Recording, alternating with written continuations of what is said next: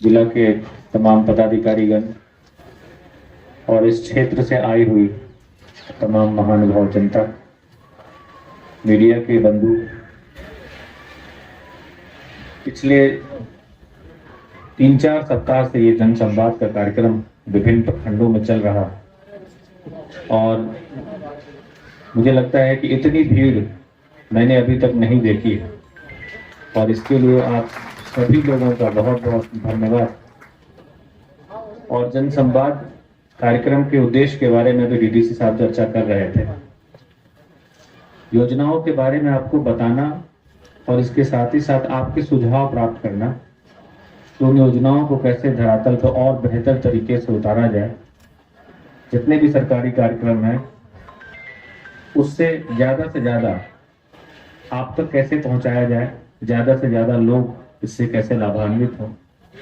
यह उस पूरे कार्यक्रम का मूल उद्देश्य है। और तमाम पदाधिकारियों ने अपने अपने विभाग के बारे में आपको बताया भी, विभिन्न योजनाओं के बारे में बताया। पुलिस विभाग के द्वारा पिछले कुछ दिनों में 2-3 नई योजनाएं प्रारंभ की गई है, जिसमें एक महत्वपूर्ण योजना है ERSS योजना, emergency response support and system, जिसके तहत कि जो आपातकालीन कोई भी परिस्थिति उत्पन्न होती है आपके आसपास, चाहे कोई सड़क दुर्घटना हो या कोई अपराध का मामला सामने आए या कोई आपदा का मामला हो जिसमें कि आपको तत्क्षण सहायता की आवश्यकता हो, तो आप 112 नंबर अपने मोबाइल से डायल कर सकते हैं और अगले 10 मिनट 15 मिनट के भीतर जो भी इमरजेंसी रिस्पांस व्हीकल है, जो हमारी गाड़ी है जिसमें पुलिसकर्मी तैनात रहते हैं, वो आपके पास तुरंत पहुंच जाएंगे और जो भी आपको सहायता चाहिए होगी वो उपलब्ध कराएंगे।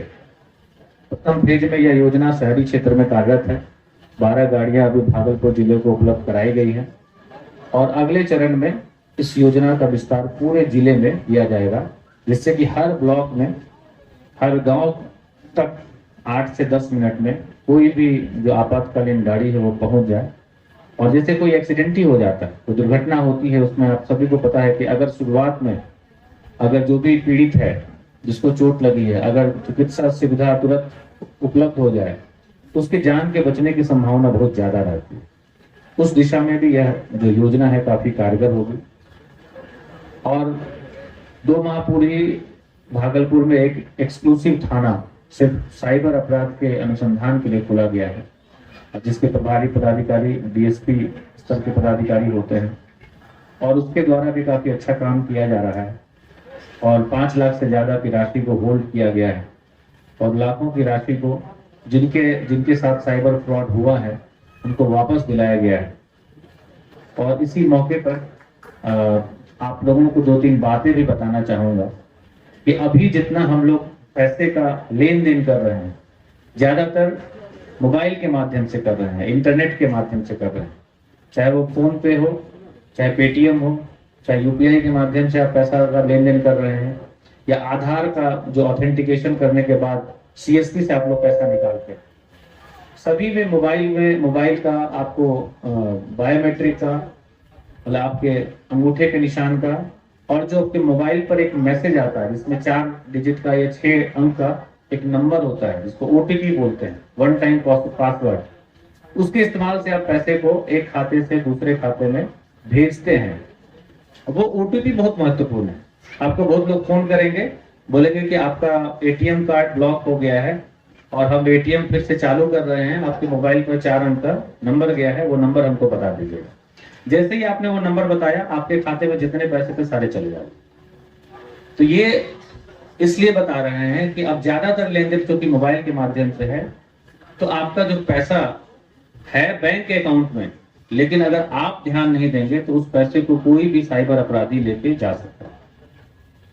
और वो ट्रांजेक्शन काफी फास्ट होता है, तुरंत वो अपने अकाउंट में ट्रांसफर कर लेते हैं, किसी ATM के माध्यम से निकाल भी लेते हैं। तो इसमें सजग रहने की आवश्यकता है। कोई भी लिंक आपके WhatsApp पे आता है, कोई भी वेबसाइट का लिंक आता है और ऐसे नंबर से आता है जो आप उनको नहीं जानते हैं, आप उनको मत खोलिए, कोई आवश्यकता ही नहीं खोलने की। बहुत बार ये भी होता है कि उस लिंक को खोलिएगा तो भी आपका बहुत नुकसान हो जाता है। फोन में जितने भी फोटोग्राफ्स हैं, वीडियोज हैं, सारे वीडियोज ट्रांसफर हो जाते हैं और ऐसी भी हम लोग को बहुत सारी शिकायतें प्राप्त होती है। तो उसमें सजग रहने की आवश्यकता है,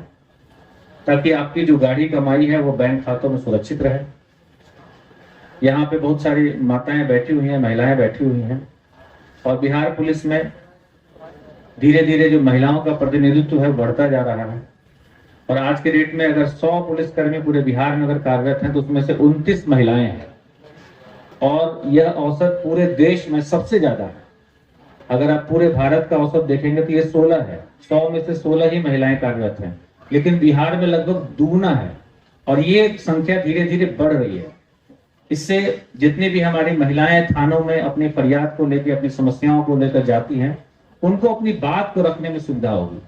और ये हर स्तर पे हुआ है, कांस्टेबल के स्तर पे हुआ है, पदाधिकारी के स्तर पे भी हुआ है, क्योंकि हर नियुक्ति में लगभग 35% का आरक्षण दिया गया है महिलाओं को। तो संख्या धीरे धीरे बढ़ रही है, उनका प्रतिनिधित्व बढ़ रहा है। और इसी क्रम में सभी 22 थानों में, पूरे भागलपुर में 22 थानों में महिला हेल्प डेस्क की भी स्थापना की गई है, ताकि जब महिलाएं थानों में अपने फरियाद को लेकर जाती हैं तो उनसे बातचीत, उनको महिलाएं उनको रिसीव करें और उनकी समस्याओं को सुने,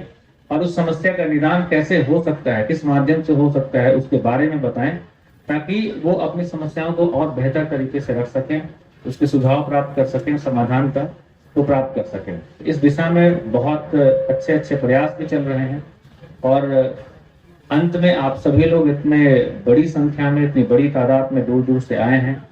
आप लोगों ने बड़ी तन्मयता से पिछले 1-1.5 घंटे से सभी को सुना है, उसके लिए आप सभी का बहुत बहुत धन्यवाद। और इस कार्यक्रम को आयोजित करने में, संचालन करने में जिन पदाधिकारियों का योगदान हुआ है, उनको बहुत बहुत बधाई। धन्यवाद।